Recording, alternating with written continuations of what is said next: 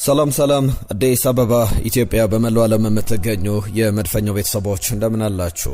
አርሰናልን የተመለከተ የመድፈኛውን ጉዳዮች በስፋት ልንመለከት ዳግም ተገናኝተናል። ዝውውሮች ላይ ምን አዳዲስ ነገሮች አሉ? የብራዚላዊው ብሩኖ ጉማሬዥ ጉዳይና ሌላኛው ብራዚላዊ አማካኝ ወደ አርሰናል ሊመጡ ይችላሉ የሚለው ዜና በስፋት ዛሬ ከደቂቃዎች በፊት እየሰማናቸው ያሉ ጉዳዮች ናቸው። ዓለም ዋንጫ ላይ ያሉ የአርሰናል ተጫዋቾችን ጉዳይም በስፋት እየተመለከተን እንቆያለን። ዊሊያም ሳሊባ ወደ ባርሰሎና የሚለው ጉዳይ ምን ያህል እውነት ነው የሚለውን እናነሳለን። አርሰናል አንድ በጣም ተስፋ የተጣለበት ተጫዋችም ከአካዳሚው በአንድ ትልቅ ክለብ ተነጥቋል። ይህንን ጉዳይ በስፋት እያነሳን እንቆያለን። ተጫዋቹ መቼ ነበር አርሰናልን የተቀላቀለው? ምን አይነት እድሎች ነበሩት የሚለውን እንመለከታለን። ገነር ብሎግ ይዟቸው የወጡ ዘገባዎች አሉ። የሊያንድሮ ትሮሳርድ ተተኪ፣ ከዛ በተጨማሪ በሞርጋን ሮጀርስና በብራድሌ ባርኮላ ዙሪያ ምን አዳዲስ ነገሮች አሉ ስትሉ ለነበራችሁ አድማጮች አዳዲስ ምላሾችን ይዘናል። ከአትሌቲኮ ማድሪድ ጋር በተያያዘ አንድ ጋዜጠኛ ይዞት የወጣው ዘገባ አለ። ስለ ኡሊያን አልቫሬዝ በባርሰሎና ጉዳይም የሚነሱ ሀሳቦች አሉ። ሌሎችንም ዝርዝር ጉዳዮች እያነሳን እንቆያለን። አርሰናል አርሰናል ያስፈረማቸውን ተጫዋቾች በተመለከተም የምናነሳቸው ጉዳዮች አሉ። በርከት ያሉ ሀሳቦችን እናነሳለን።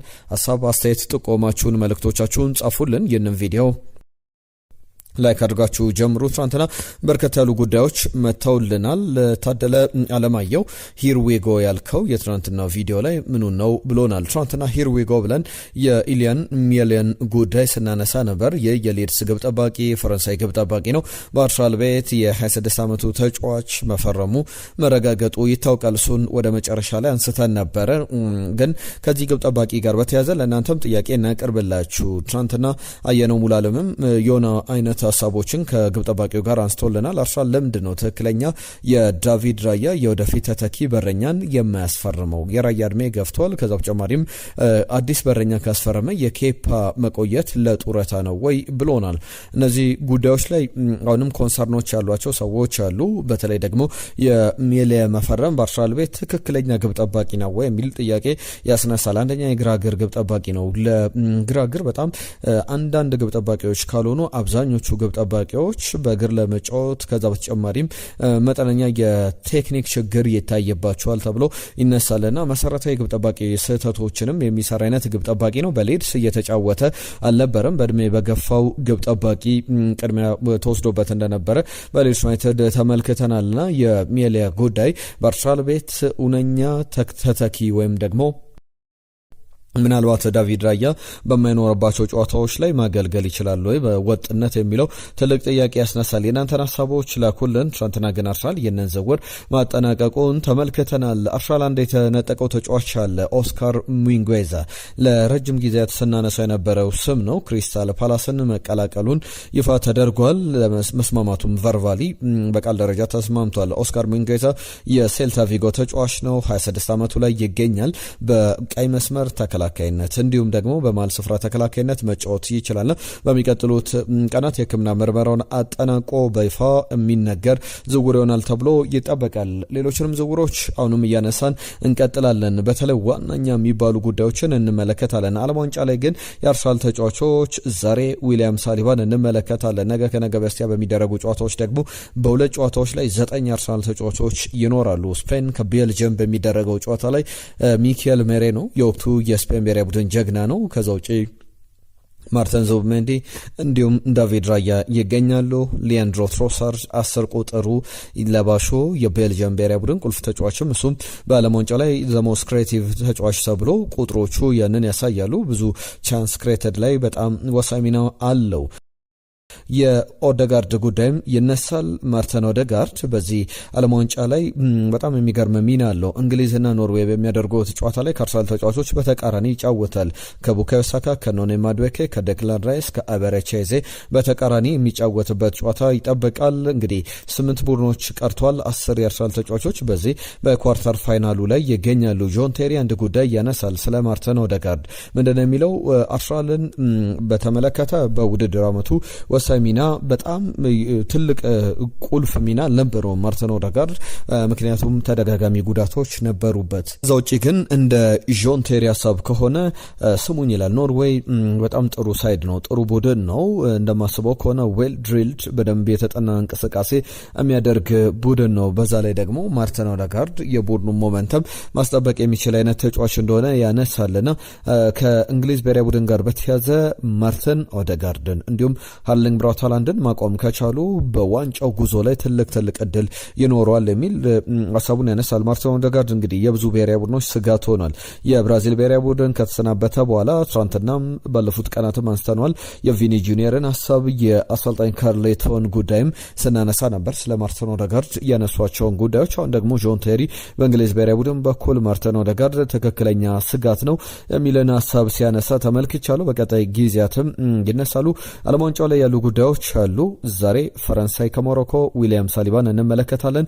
ስፔን ከዳቪድ ራያ በማርቲን ዙቢሜንዲና በሚኬል ሜሬኖ፣ ቤልጅየም ደግሞ በሊያንድሮ ትሮሳር ተወክላ ትቆያለች። ኖርዌይና የእንግሊዝ ብሔራዊ ቡድን እንግዲህ ከስምንቱ ቡድኖች በአምስቱ ውስጥ የአርሰናል ተጫዋቾች አሉ። 10 ተጫዋቾችን በቀጣይ ማን ወደ ፍጻሜው ያልፋሉ። ዊሊያም ሳሊባም ትናንትና ሲለው ነበረ በፍጻሜው ዋንጫውን አሸንፌ በአርሰናል መልበሻ ቤት ውስጥ ሜን ማን መሆን ዋናው ቁልፍ ሰው መሆን እፈልጋለሁ የሚል ሀሳቡን በቀልድ መልክም ሲያደሳ ተመልክተናል። ሌሎች ጉዳዮችን እናንሳ።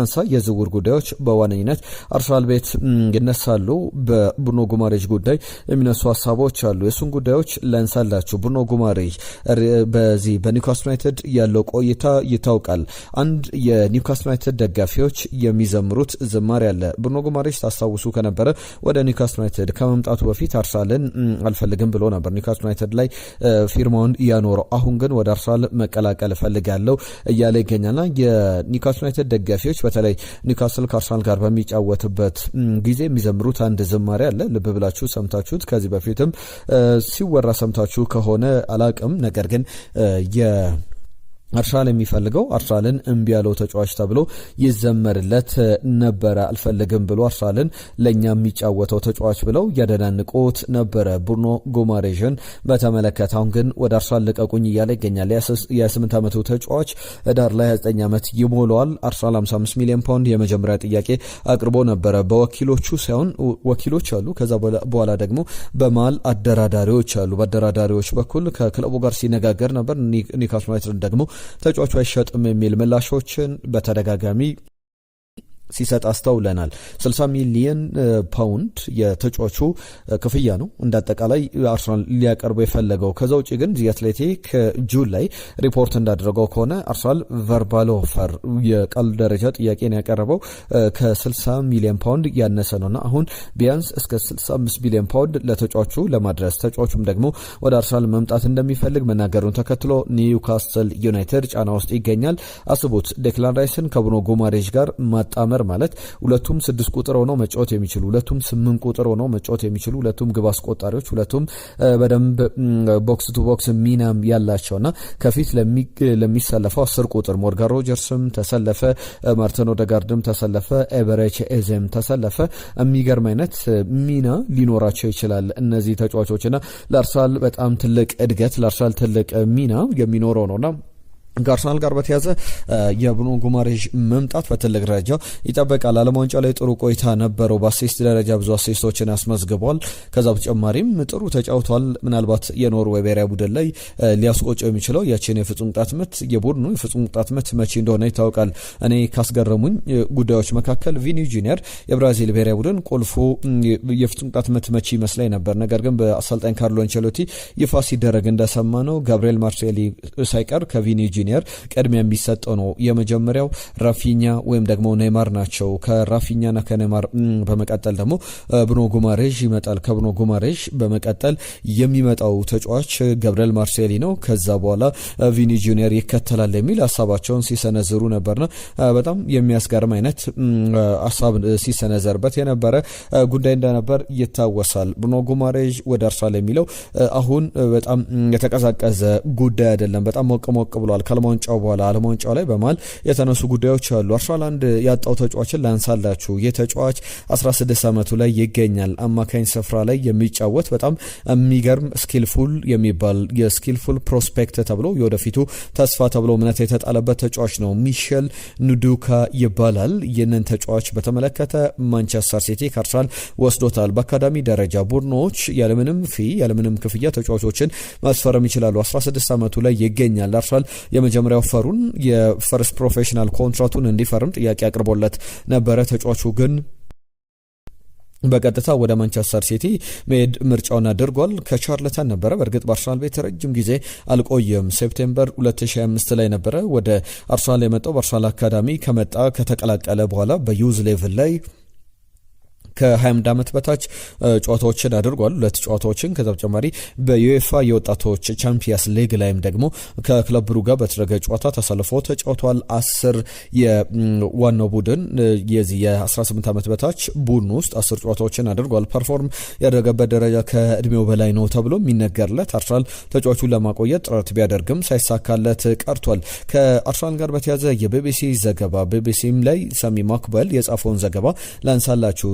ጉዳይ የክርስቲያን ኖርጋርድ ጉዳይ ነው። ኖርጋርድ ከመጣ 1 ዓመቱ ነው። 31 ዓመቱ ላይ መጣ። አሁን 32 ዓመቱ ላይ ይገኛል። በአርሰናል የሚገርም ቆይታን አሳልፏል ማለት አይቻልም። ሚኬል አርቴታ ብዙ እድሎችን አልሰጡትም። ነገር ግን ለምሳሌ አንዳንድ ጨዋታዎች ላይ ከስብስብ ውጪ ሆነው በሚያስገርም ሁኔታ ተገኘ ሲባል መቶ በጨዋታ ላይ የሚሰለፍ ለምሳሌ በፕሪሚየር ሊግ ጨዋታ ላይ አርሰናል በሚፈልገው ሰዓት ላይ ወደ ሜዳ መጥቶ ሲጫወት ተመልክተነው እናውቃለን። ቡካዮ ሳካ ተጎድቶ ከጨዋታው ውጪ ሲሆን ነው ኒማዱዌኬ ተጎድቶ ከጨዋታው ውጪ ሲሆን እሱ የስኳዱ ስብስብ አባል ሳይሆን ነገር ግን ወደ ስኳዱ እንዲካተት መደረጉ ይታወሳል። ብዙ ነገሮች የሚነሳበት ጉዳይ ነው። ከዚህ ተጫዋች ጋር በተያያዘ እንደ ቢቢሲ እንደ ሳሚ ማክበል ዘገባ ከሆነ የሚነሱ ዘገባዎች በዋነኝነት ተጫዋቹን አርሰናል አሁን ለመልቀቅ ፈቃደኛ አይደለም። ምክንያቱም የሱን ተተኪ ማስፈረም ይፈልጋል። ዝውውሩ እስካልተጠናቀቀ ድረስ አስቀድሞ ክርስቲያን ኖርጋርድ ከአርሰናል አይለቅም። 13 ሚሊዮን ፓውንድ አካባቢ አርሰናል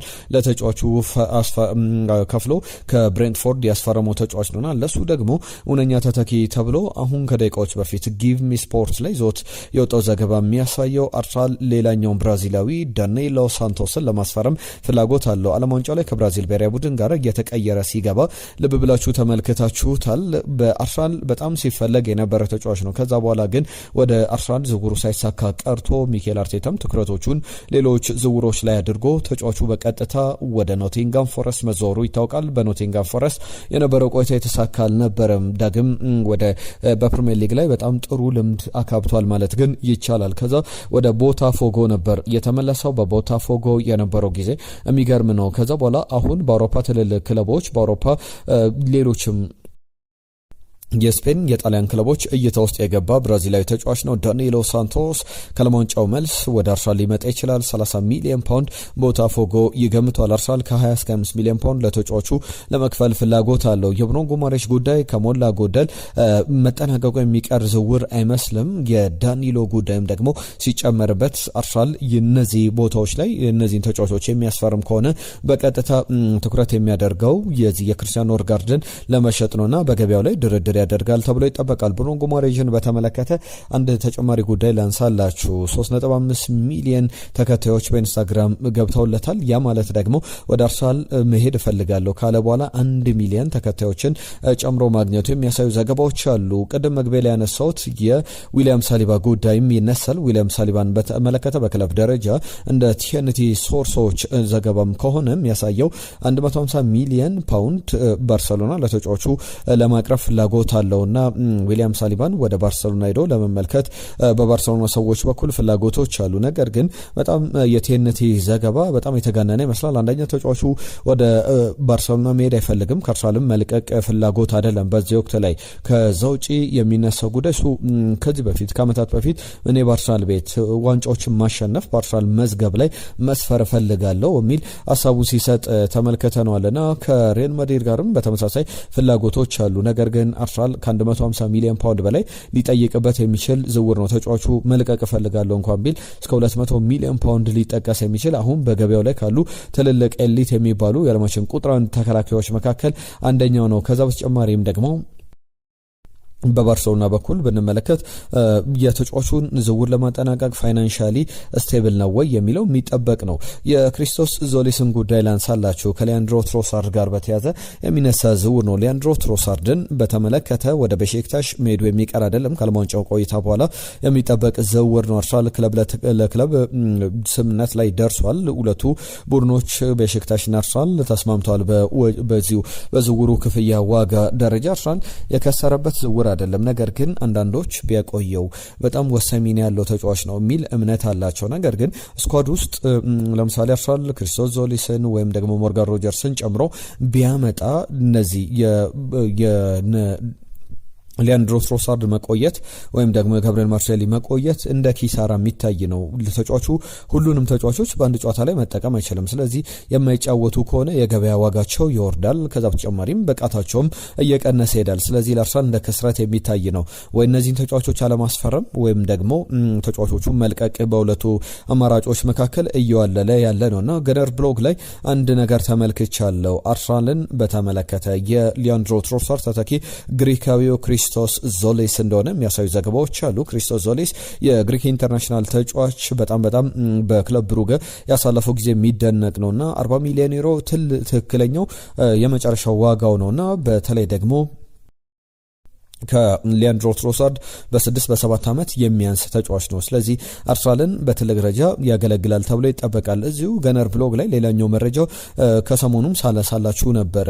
አርሰናል ክሪስቶስ ዞሊስን አስፈረመ ማለት አበቃ ተጠናቀቀ ማለት አይደለም። የብራድሊ ባርኮላን ወይም ደግሞ የሞርጋን ሮጀርስን ዝውውር ከዓለም ዋንጫው በኋላ ያጠናቅቃል። ያ ማለት ደግሞ ዞሊስ የስኳድ ተጫዋች ይሆናል። እንደ ሊያንድሮ ትሮሳርድ የሚኖር ሚና ተለዋጭ ሚና ይኖራቸዋል። ከዛ ውጪ እያደገ የሚሄድ ጥሩ ኳሊቲ የሚኖረው ነውና ብራድሊ ባርኮላን ወይም ደግሞ ሞርጋን ሮጀርስን ደግሞ እስከ 100 ሚሊዮን ፓውንድ ድረስ ከፍሎ ተጫዋቾቹን ሊያስፈርም የሚችልበት እድል በጣም ሰፊ ስለመሆኑ በዚህ ዘገባ ላይ ተመልክቻለሁ።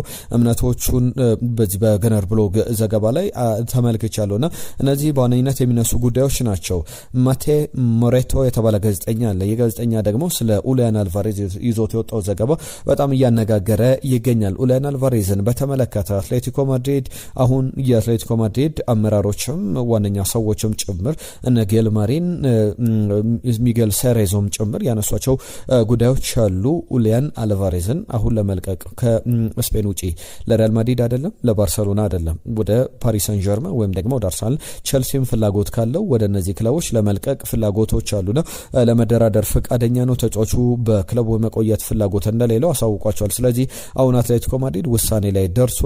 የስፔኑ ክለብ በአትሌቲኮ ማድሪድ በኩል የተወሰነው ውሳኔ ከኤር ሜትሮፖሊታኖ ተጫዋቹን ወደ አርሰናል ለማምጣት አሁን አርሰናል ስራዎችን አንድሪያ ቤርታም በተለይ ተጫዋቹን ከማንቸስተር ሲቲ ወደ አትሌቲኮ ማድሪድ ወደ ማድሪድ ከተማ ያመጡት ሰው ናቸውና በዚህ ደረጃ ድርድሮችን ያደርጋሉ ተብሎ ይጠበቃል።